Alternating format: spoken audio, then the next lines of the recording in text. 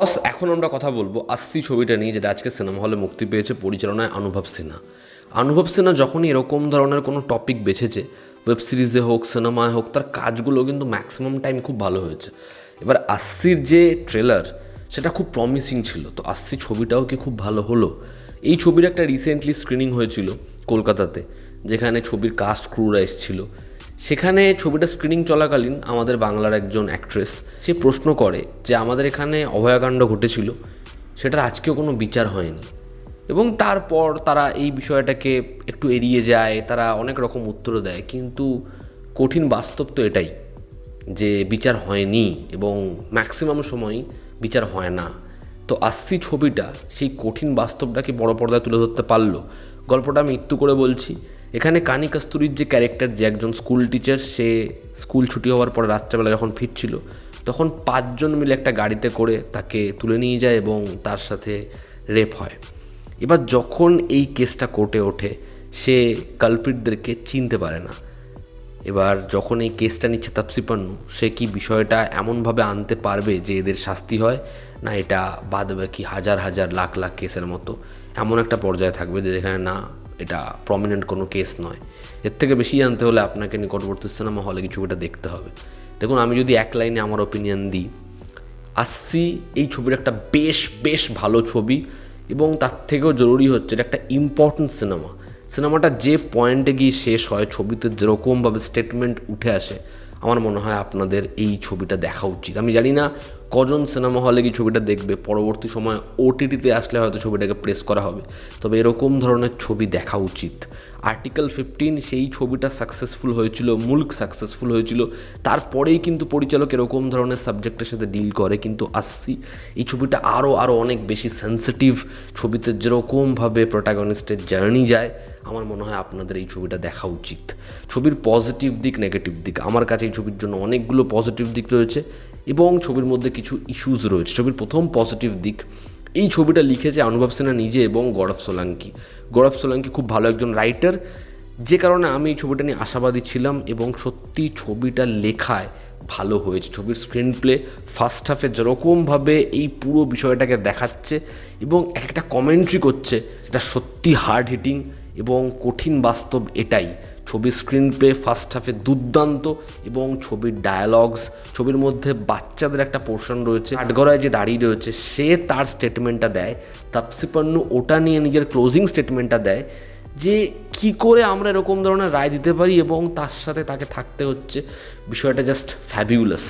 ওই পার্টিকুলার পোর্শনটা আপনি ইমোশনাল হবেন, হয়তো আপনি হাততালিও দেবেন। ওই জায়গাটা অসম্ভব সুন্দর, আমার দারুণ লেগেছে যেভাবে ওটাকে স্টেজ করা হয়েছে। ব্যাপক, জাস্ট ব্যাপক। সেকেন্ড পজিটিভ দিক হচ্ছে এখানে প্রত্যেকের পারফরমেন্স ভালো, তবে একটা সমস্যা হচ্ছে ছবিতে অনেককে নেওয়া হয়েছে, তাদেরকে ব্যবহার করা হয়নি। তবে তাপসী পান্নুর পারফরমেন্স এখানে বেশ ভালো। তাপসী পান্নু নিজের একরকম পারফরমেন্সের জন্য বহুবার ক্রিটিসিজম ফেস করে, তবে তাকে কিন্তু অনুভব সিনহা খুব ভালোভাবে বারংবার প্রেজেন্ট করে। এখানেও তার ক্যারেক্টারটা যেরকমভাবে তার চরিত্রটা এই জার্নিটায় পার্সোনাল হয়ে যায় এবং তার কিছু কিছু সংলাপ আপনাদের ভাবাবে, আপনাদের দুর্দান্ত লাগবে। এখানে যদি কথা বলি হচ্ছে কুমুদ মিশ্রা, তার ক্যারেক্টারটা এখানে লেখা হয়েছে মানে কোথাও এটা কি সারফেস লেভেলে মনে হয়, বাট তার পারফরমেন্স কিন্তু ভালো। এখানে কানি কস্তুরীর কাজ ভীষণ ভীষণ ভালো, তাকে দেখে আপনাদের রীতিমতো কষ্ট হবে। তবে যে এখানে উল্টো দিকে অ্যাডভোকেট ছিল, তার পারফরমেন্স আপনাদের তার ওপর রাগ হবে। রেবতীর কাজও এখানে খুব খুব ভালো, বাচ্চা ছেলেটার পারফরমেন্সও বেশ বেশ ভালো। শেষ ভাগে যে বাচ্চা মেয়েটি আসে, তার কাজ ওইটুকু জায়গায় খুব খুব ভালো। পরবর্তী পজিটিভ দিক হচ্ছে এই ছবিটা কিন্তু মেকিং ওয়াইজও ভালো। ছবির কালার নিয়ে আমার সমস্যা রয়েছে, তবে ছবির মেকিং ভালো, ছবিটা দেখতে ভালো হয়েছে, ছবিটাকে যেরকমভাবে শ্যুট করেছে সেটা ভালো। এবং ছবির মধ্যে 20 মিনিট অন্তর অন্তর যেরকম ধুরন্ধরে ওই স্ক্রিনটা রেড হয়ে যায় এবং সেখানে যখন ওই কোডটা পড়ে আপনাকে ভাবাবে, এই ছবির মধ্যে 20 মিনিট পর পর এটা আপনাকে রিমাইন্ডার দেবে এবং সেটা একটা টাইমের পরে না ভীষণ ভীষণ ফ্রাস্ট্রেটিং। সেটা আপনার দেখলে না মাথা গরম হবে এবং তারা ওটাই আপনাকে ফিল করাতে চাইছে। ছবির যে ব্যাকগ্রাউন্ড স্কোর সেটা ভালো এবং ছবিটাকে যেরকমভাবে তারা বানিয়েছে, এই ছবিটা আপনারা দেখলে মনে হবে যে এত রিয়েলিস্টিক এরকমভাবে কোর্টের ভেতরে বিষয়টা চলছে, আপনার কেমন একটা দম বন্ধ করার পরিবেশ মনে হবে। যেভাবে হার্ড হিটিং বিষয়টাকে তারা তৈরি করতে চেয়েছে সেটা সত্যি খুব খুব ভালো হয়েছে। ছবিতে যখন কানি কাস্তুরীর ওই পোর্শনটা আসবে তার আগে দেখাচ্ছে যারা এখানে সাসপেক্ট তারা হচ্ছে মুখে কাপড় দিয়ে ঢেকেছে এবং তারা বলছে এটা আমার টি শার্টের সাথে ম্যাচ করছে কি ম্যাচ করছে না, বিষয়টা এরকমভাবে আনছে যে হচ্ছে এখানে ভিকটিম তাকে মুখ ঢেকে রাখতে হবে। এবার সে না চাইলেও তাকে মুখ ঢেকে রাখতে হবে এবং যখন সে মুখটা খুললো এবং তারপর যখন বলল যে বাচ্চাগুলোকে আমি পড়াই, তারা আমার বাচ্চার বয়সী, তারা এই স্টেটমেন্ট দিচ্ছে, মানে আপনি পুরো চুপ হয়ে যাবেন, হয়ে যাবেন যে এটা কী পোর্শন।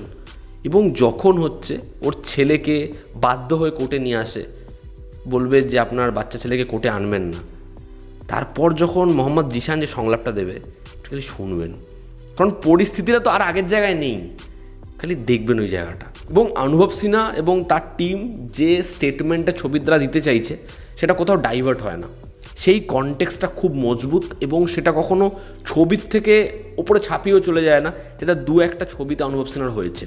তো ওভারঅল আমার মনে হয় এই ছবিটা ইম্পর্ট্যান্ট সিনেমা, ভালো সিনেমা, যেরকমভাবে বানিয়েছে এই ছবিটা আপনাদের ভালো লাগবে।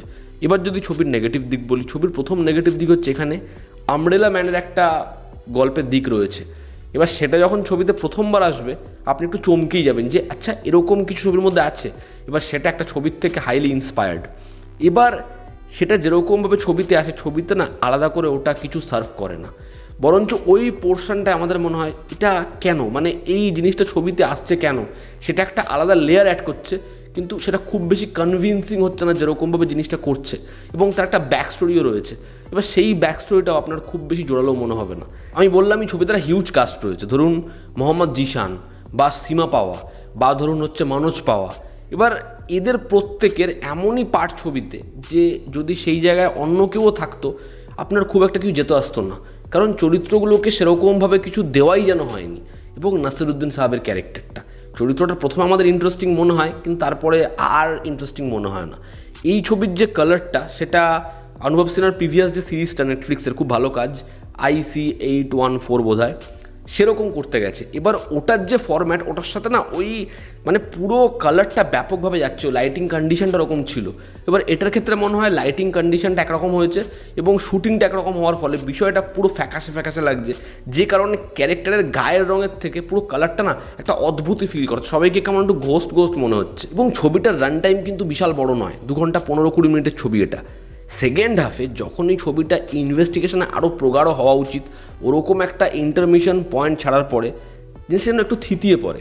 ইনভেস্টিগেশনটা যেরকমভাবে হয়, যেরকমভাবে ওরা এক একটা পয়েন্ট পাচ্ছে, যেভাবে বিষয়টা হচ্ছে সেটা রিয়েলিস্টিক রেখেছে, খুব ভালো কথা।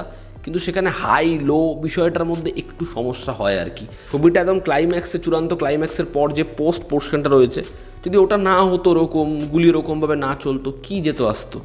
বাট ওভারঅল অনুভব সিনহার 80 ভালো ছবি, ভালো লাগবে, একটা হার্ড হিটিং স্টেটমেন্ট রয়েছে, দেখো ছবিটা কিন্তু ইম্প্যাক্ট ফেলবে। এই ছিল আমার ওপিনিয়ন। তোমরা যারা দেখেছো তোমাদের কীরকম কী লেগেছে জানিও। জনতা আমাদের পাশে আছে, আবার দেখা হচ্ছে, টেক কেয়ার।